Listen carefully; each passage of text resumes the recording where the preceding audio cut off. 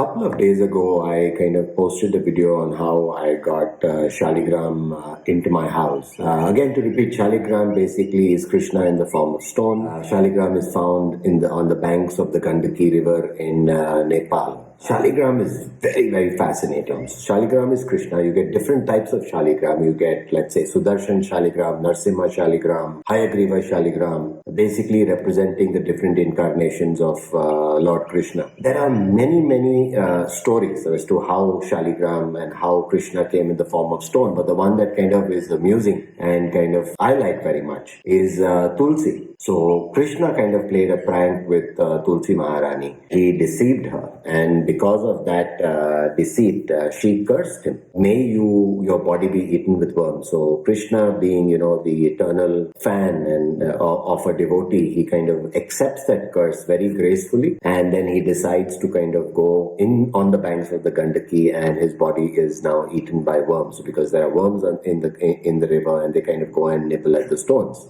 So that is a story I find very amusing. Some of the many amazing things about worshipping Shaligram, or even merely a glimpse of Shaligram, is a liberating experience. It is said that worshipping Shaligram is as good as going to Kashi or making 100 trips to Kashi. And as Indians, we all know how important Kashi Tirtha is. Worshipping Shaligram and bringing Shaligram into your home will eradicate sins from 100 past lifetimes. The one that I find really nice is that worshipping Shaligram also means that you will never be born again.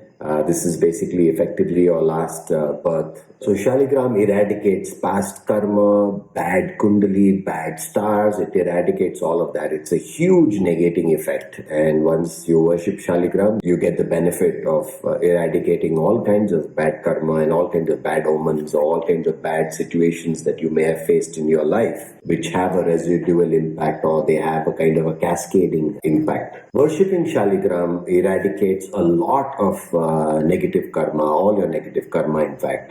Worshipping Shaligram also means any bad stars that you may have encountered are eradicated merely by worshipping and glancing upon Shaligram. It is also said that if you have Shaligram in your home, it's not just a great benefit to you, but it's a great benefit to everybody around you. So I think for a 7 or 10 or 12 or 21 kilometer radius, anybody who passes on to the next life in the presence of Shaligram attains moksha. Whenever you get a Archa Vigraha or a Murti of any deity, and you want to worship the deity in your house, you have to call a Sthapati. You have to do a Sthapana, because it's just an idol, and you then do this ceremony where you have the Sthapati recite some sacred mantras and invoke God to come and reside in that deity who you then worship. That's Archa Vigraha. But in the case of Shaligram, that's just not necessary, because the mere presence of Shaligram means Vishnu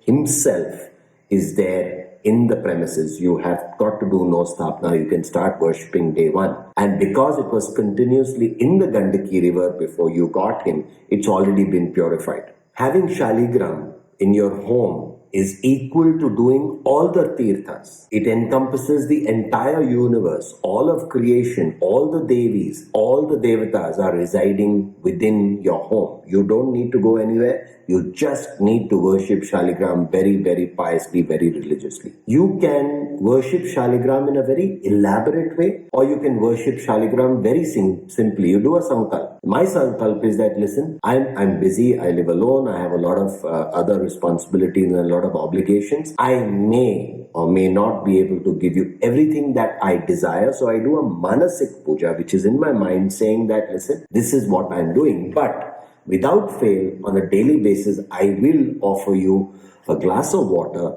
with Tulsi. Speaking about Tulsi, you cannot worship Shaligram without Tulsi present. So you have to offer him a Tulsi leaf by his side when you offer him prayer. And I do very simple. I write to agarbattis, I light a diya, and I have certain sacred Shaligram mantras that I chant as a part of my daily worship to Shaligram. I will chant the sacred Shaligram mantras that I do on a daily basis for your benefit. The mantra goes as follows, and I'll translate the meaning of the mantra in brief. It's no point listening or chanting a mantra without understanding the true meaning behind it. So here it goes. Shaligram Shilarupi Yatra Tishtati Keshavah Navadhante Asuras Tatra Bhutaveta Lakhaya Shaligram Shilayatra Yat Tirthan Tat Tapovanam Yata Sannai Tatra Bhagavan Madhusudana Kame Krodhe Pralobhayascha Vyapto Yo Atra Naraddhama Sopi Hati Harer Lokam Shaligram Shilarchana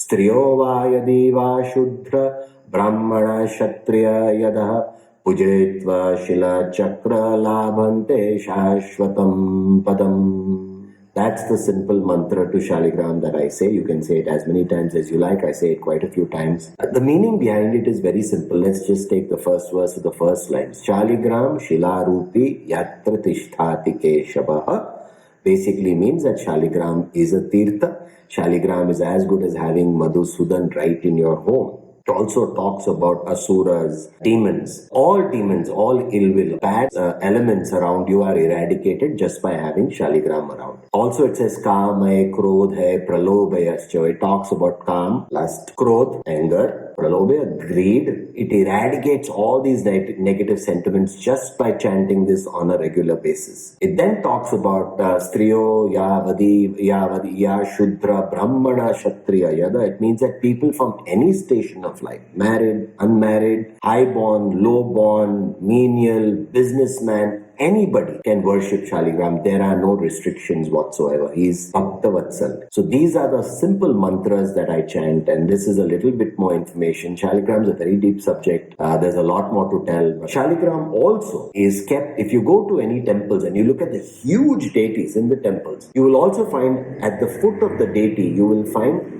stone. You will find black stone in various shapes, mostly round or oblong or whatever. These are Shaligrams. Shaligrams are basically energy receptors. They are actually, in scientific terms, they are fossilized stones. They are fossilized, right? So they are energy receptors. What we are told is that these objects, or these Shaligram, Shilas, stones, absorb a lot of positive energy, and that is the energy that's radiated onward to you when you go to the temple to worship the deities. So because we can't really imagine what God looks like, we look at the Archa Vigraha, we look at the beautiful Sringar, and you have this nice darshan, God with all of these clothes and flowers and very fancy jewelry, you get enamored. But if you really go to see, that's basically for us to imagine what God looks like. But in actual fact, God's very simple. It is in the form of stone. And it's to fascinate us, to enthuse us, that we look at God as this beautiful, huge, magnificent Vigraha, or form, which we find more attractive. But if you cut the layers away and you kind of get down to the brass tacks,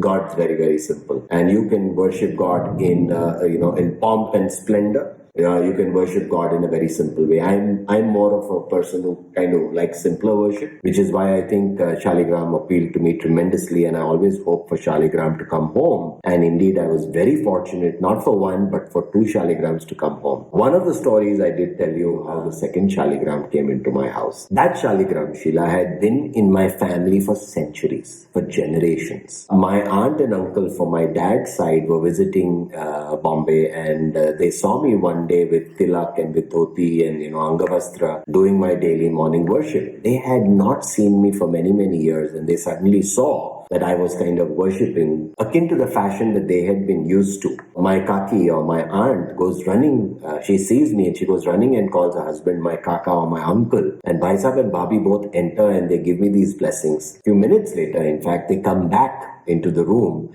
and they have this small little box, and they hand over another Shaligram to me. Now that Shaligram has been in my family for generations.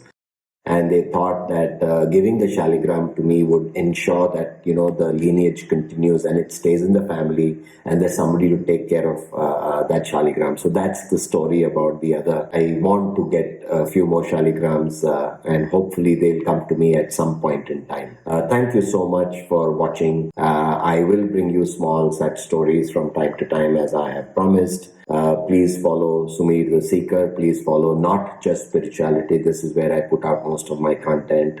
See you again very, very soon.